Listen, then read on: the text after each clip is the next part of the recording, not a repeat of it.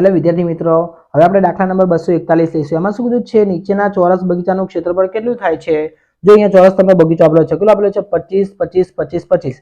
તો ચોરસનું ક્ષેત્રફળનું સૂત્ર વિદ્યાર્થી મિત્રો તમે યાદ રાખજો, ચોરસનું ક્ષેત્રફળ બરાબર લંબાઈ ગુણ્યા લંબાઈ। તો કેટલા આપેલા છે? 25 ગુણ્યા 25। તો 25 ગુણ્યા 25 એટલે કેટલા થાય? 625 ચોરસ મીટર। જવાબ આપણે આપેલો છે 625 ચોરસ મીટર। હા, એ આપણો જવાબ રહેશે।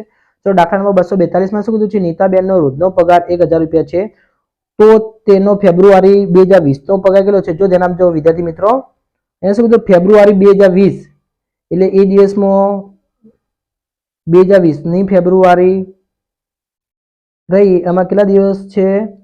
29 દિવસ છે। ધ્યાન આપજો, 29 દિવસ છે ફેબ્રુઆરી 2020 ના। ઓકે, તો આપણે લઈશું તો રોજનો પગાર કેટલો છે? 1 દિવસ બરાબર 1000। તો 29 દિવસમાં કેટલા રૂપિયા થાય? તો 1000 ગુણ્યા 29 તો કેટલા થાય? 29 એકા 29, પછી પાછા 3 0 લગાવી દો, 29000। જવાબ આપણને આપેલો છે, આ 29000 આપેલો છે, આપણો જવાબ રહેશે। તો દાખલા નંબર 243 એમાં શું કીધું છે કે જેકોબ રોજની 300 રૂપિયા બચત કરે છે, તો તે વર્ષ 2024 માં કુલ કેટલી બચત કરશે? રોજની 300 રૂપિયા। તો ધ્યાન આપજો વિદ્યાર્થી મિત્રો, રોજની એટલે કે એક દિવસની 300 રૂપિયા, તો અહીંયા લખીશું 300। તો 2024 ની વાત કરી છે, 2024 માં, તો તમને ખબર છે 2024 માં 365 દિવસ ના આવે। ઓકે, આપણે લીપ વર્ષ આવે છે એટલે એક દિવસ વધારે આવે છે, તો 366 દિવસ આવે। તો 366 દિવસની કેટલી બચત કરશે? તો ચલો શું કરીશું? 366 ગુણ્યા 3 કરી નાખીએ। સૌથી છેલ્લા 366 ગુણ્યા 3, અહીંયા આપણે 366 ગુણ્યા 300 લાવવાના છે, પણ આપણે 3 કરી નાખીશું, જે જવાબ આવે એની પાછળ 2 0 લગાવી નાખીશું। ચલો 366 ગુણ્યા 3 કરીશું તો કેટલા થાય? 6 તરી 18 નો 8 વધી પડી 1, 6 તરી 18 ને 1 19 ને 9 વધી પડી 1, 3 તરી 9 ને 1 10, તો કેટલા આવ્યા? 1098 ને આપણે 2 0 લગાવવાના હતા પાછળ, તો લગાવી નાખીએ। ચલો દેખાય છે જવાબ આપણને 1,09,800 રૂપિયા આપેલો છે આપણો જવાબ। હા, આપણો જવાબ રહેશે। ચલો દાખલા નંબર 244 માં શું કીધું છે? એક બોટલ બનાવતી કંપનીને 1 લાખ બોટલ બનાવવાનો ઓર્ડર આપેલ છે। જો આ કંપની રોજની 1000 બોટલ બનાવે છે, રોજની એટલે કે એક દિવસની કેટલી બનાવે છે? 1000 બોટલ બનાવે છે, તો તે કેટલા દિવસમાં બનાવીને ઓર્ડર પૂરો કરી નાખશે? તો આપણે લખીશું ત્રિરાશિની અંદર 244 માં ત્રિરાશિ આવશે 1 દિવસ બરાબર કેટલી બોટલ બનાવે છે? 1000। ઓકે, એક દિવસની 1000 બોટલ બનાવે છે, તો આપણે કેટલી બોટલ બનાવે છે? 1 લાખ બોટલનો ઓર્ડર મળેલો છે, તો આપણે અહીંયા ત્રિરાશિ કેટલી મૂકીશું? તો લખીશું 1 લાખ બોટલ બરાબર કેટલા દિવસમાં બનશે એમ કહેવા માંગે છે। તો હવે આપણે ત્રિરાશિ મૂકીશું। જો એક દિવસની કેટલી બનાવે છે? 1000 બનાવે છે, રોજની 1000 બોટલ, તો અહીંયા લખીશું 1000 બોટલ બરાબર 1 દિવસ। ત્રિરાશિનો ઉપયોગ કરીશું આ રીતે। તો અહીંયા 1 લાખ બોટલ બનાવવાની છે, તો 1 લાખ બોટલ બરાબર કેટલા દિવસ? તો શું કરીશું? 1 લાખ ભાગ્યા 1000। ઓકે, 1 2 3, તો 1 0 ગયા, બીજો 0 ગયા, ત્રીજો 0 ગયા, તો શું વધ્યું? 100 વધ્યા। તો આપણે 100 દિવસમાં પૂરી કરી નાખશે। તો દેખી લેશું આપણો જવાબ આપેલો છે કે નથી આપેલો। હા, આપણે અહીંયા 100 દિવસ આપણને જવાબ આપેલો છે, આપણો જવાબ રહેશે। જો ધ્યાન આપજો, અહીંયા 100 દિવસ લખેલા છે, એ આપણો જવાબ રહેશે। તો દાખલા નંબર 245 માં શું કીધું છે? બીકરમાં 1 લખોટી નાખતા પાણી 20 મિલી ઊંચે ચડે છે, તો 12 લખોટી નાખતા પાણી કેટલા મિલીમીટર ઊંચે ચડશે? તો આ તો સીધું છે,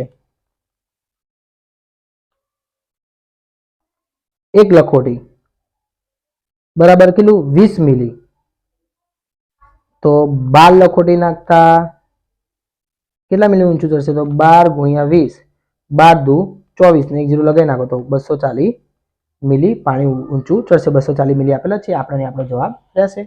ચલો આપણે આગળ લઈશું। એને શું કીધું છે? એક બીકરમાં 1 રૂપિયાનો એક સિક્કો નાખતા બીકરનું પાણીની સપાટી 2 મિલીમીટર ઊંચી આવે છે।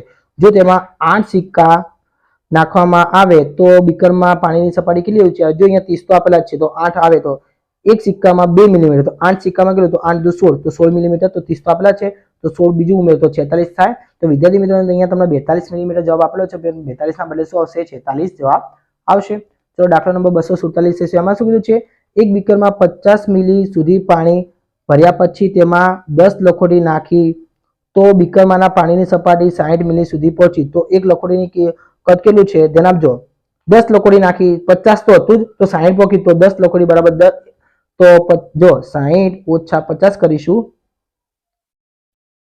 તો કેટલા આવ્યા 10 મિલી આવ્યા. ધ્યાન આપજો 10 લખોટી નાખતા તો 10 મિલી પાણી ઊંચું આવ્યું. ત્યાં લખીશું 10 લખોટી નાખતા 10 મિલી પાણી ઊંચું આવે છે. ત્યાં શું કીધું છે એક લખોટીનું કદ કેટલું ગણાય તો એક લખોટી નાખતા કેટલું ઊંચું આવશે તો 10 ભાગ્યા 10 એટલે કે 10 10 ઉડી ગયા તો શું વધુ જવાબ 1 મિલી ઊંચું આવશે. જવાબ આપણને આપેલો છે હા એ આપણો જવાબ રહેશે. ચલો દાખલા નંબર 248 જઈશું. એમાં શું કીધું છે 2 સેમી ગુણ્યા 3 સેમી ગુણ્યા 1 સેમી બાજુવાળા લંબઘનમાં 1 સેમી બાજુવાળા કેટલા સમઘન સમાય છે ધ્યાન આપજો. તો લંબઘન આપણને આપેલું લંબઘન. ચલો એનું શું થશે લંબાઈ ગુણ્યા પહોળાઈ ગુણ્યા ઊંચાઈ. તો લંબાઈ કેટલી આપેલી છે 2 ગુણ્યા 3 ગુણ્યા 1 તો 2 તરી 6 6 આવી ગયો. તો કેટલા સમઘન સમાય તો કે 6 સમઘન સમાય. સમઘન તમને ખબર હશે સરખું જ હોય. 1 સેમીના કીધો છે તો 1 સેમીનો કેટલો આવશે 1 સમઘન અને 6 સેમીના કેટલા આવશે 6 સમઘન આવી જશે. ઓકે આપણો જવાબ રહેશે. હવે આપણે લઈશું દાખલા નંબર 249. એમાં શું કીધું છે કે